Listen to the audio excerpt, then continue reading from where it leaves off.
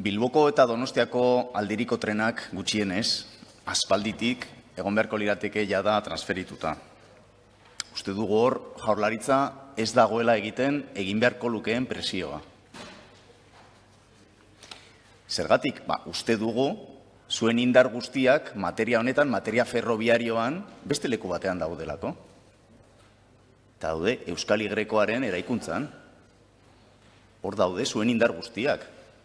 Eta esaten dezue hori beste batzuek ordaintzen dutela, guk zuzenean 10% gutxienez ordaintzen dugunean, eta argi dago, kupotik deskontatzen den diru guztia, enkomienda hori ordaintzeko, da diru bat ez doana beste azpiegitura batzuetara eaen, besteak beste aldiriko trenak. Eta horregatik daude aldiriko trenak dauden bezala.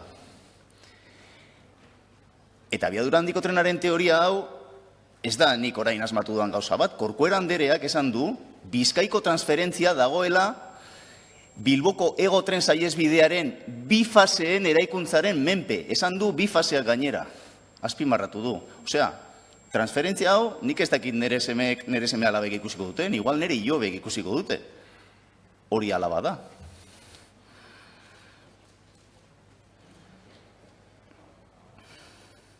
Eta bitartean aldiriko trenen egoera, bada negargarria. Negargarria da, Donostian, egun batean kaos izugarria sortzen da, beste egun batean jendea ezin da atera tren batetik naiz eta Donostian bertan egon, Aiaraldean zoaz geltokira, eta batzutan pasatzen da trena eta beste batzutan ez da pasatzen, atzerapena etengabeak. Benetan nahi duzue transferentzia hau? Zergatik atzeratzen ari da inbeste?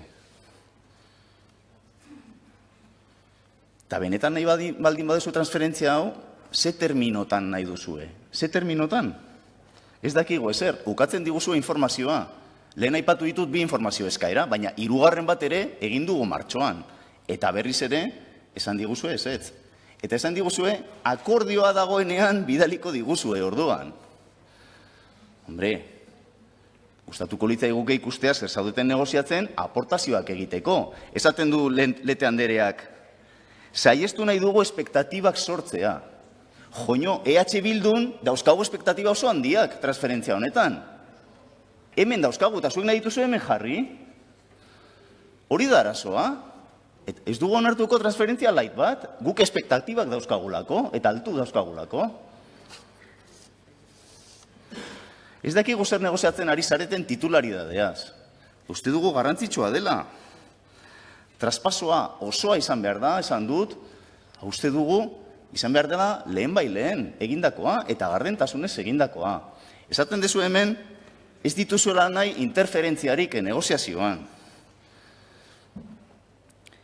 Konfidantza marko bat, zarataz gabekoa eta sortu nahi dezuela. Ja. Eta gero zoazte tantaka filtrazioak egiten edabideetan. Eta legebiltzarkidei informazioa ukatzen. Gure eskakizunak oso argiak dira zentzu honetan.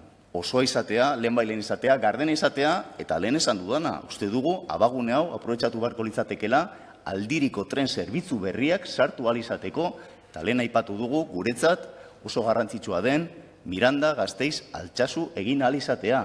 Orain da momentua, negoziatzen ari bazarete, beraz, espektatibak ez jetxi mesedez. Oso altu dauzkagu, bai EH Bildun eta baita gainerako herritarrok ere. Eskerrik asko.